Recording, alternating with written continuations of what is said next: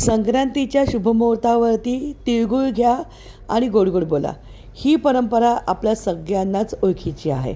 तर आज मी तुमच्यासाठी एक सोपी चविष्ट अशी तिळगुळाची रेसिपी घेऊन आली आहे। तर चला बनवायला सुरुवात करूया। इथे वजनी 200 ग्रॅम मी घेतलेले आहेत तीळ। कपमध्ये 2 कप तीळ आहेत। वजनी 100 ग्रॅम शेंगदाणे, 1 कप शेंगदाणे आहेत। पाव कप सुकं खोबरं किसून घेतले आणि 2 टेबलस्पून मिल्क पावडर घेतलेली आहे। मिल्क पावडर तुम्हाला नको असेल तुम्ही स्किप केलीत तरी सुद्धा चालेल।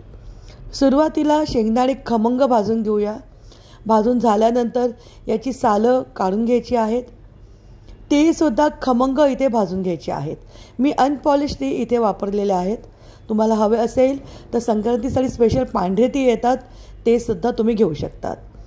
पाव कप म्हणजे 3 टेबलस्पून सुकं खोबरं घेतले, किसून घेतले, त्याला पण खमंग भाजून घेतलेलं आहे।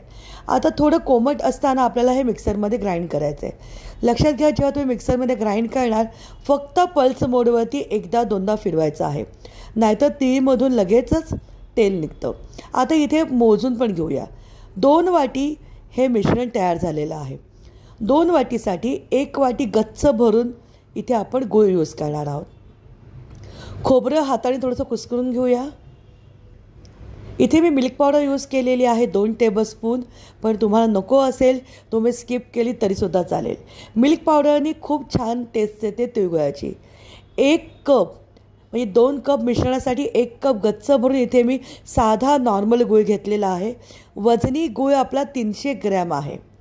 आता पॅनमध्ये जाडबुडाचं पातेलं घ्यायचं आहे, त्यात 2 टेबलस्पून तूप घेतलेलं आहे। तुपामध्ये मी साधा गूळ घेतलेला आहे। खूप जण चिक्कीचा गूळ घेतात, पण चिक्कीचा गुळाचा पाक हा सगळ्यांनाच जमत नाही। खूप सोपी पद्धत मी तुमच्याबरोबर शेअर करत आहे। गॅस मंद आचेवरती ठेवायचा आहे। गूळ घेताना किसून किंवा बारीक कापून घेतलात तर तो लगेच विरघळतो।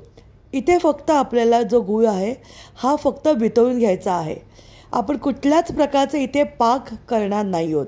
सोपी आणि झटपट होणारी रेसिपी आहे। गूळ पूर्णपणे वितळल्यानंतर हे सगळं जे मिश्रण होतं ते टाकायचं आहे।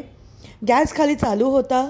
सगळं नीट छानपैकी मिक्स करून घ्यायचं आहे आणि मिक्स झाल्यानंतर गॅस बंद करायचे आहेत। तिळगुळ लाडू हे गरम गरम असतानाच करायला लागतात। हाताला चटका लागतो, तो लागू नये म्हणून फक्त तुपाचा हात घेतलेला आहे। आता पटापट हे लाडू वळायचे आहेत। झटपट होणारे आणि चवीला अप्रतिम असे हे तिळगुळाचे लाडू आहेत। इथे आपण चिक्कीचा गूळ न वापरता साधा रेग्युलर जो गूळ आहे तोच वापरून हे लाडू केलेले आहेत। जर तुमच्याकडे एखादं हे असेल स्कूप असेल तर त्याच्यामध्ये टाकून एकाच आकाराचे तुम्ही पटापट हे लाडू वळू शकतात। झटपट होणारे लाडू जर तुम्हाला आवडले असतील तर आमचा यूट्यूब चॅनल खाद्यजत्रा या चॅनलला लाईक करा, व्हिडिओ आवडले तर शेअर करा आणि चॅनलला सबस्क्राईब करा। सगळे लाडू हे गरम असताना करून घेणं गरजेचं आहे।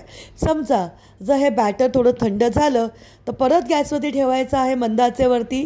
बॅटर हलकंसं गरम झालं, पॅनवरून खाली उतरवायचं आहे आणि पटापट लाडू करायचे आहेत।